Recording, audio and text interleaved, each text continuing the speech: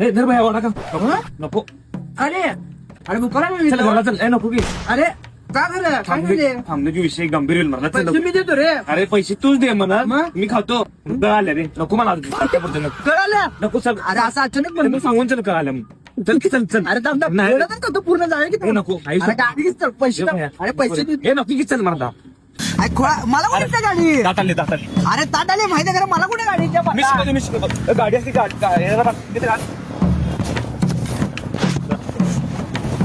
बाई ग अरे थांब मी घेतो म्हणालो ना घेणार नाही बघ मग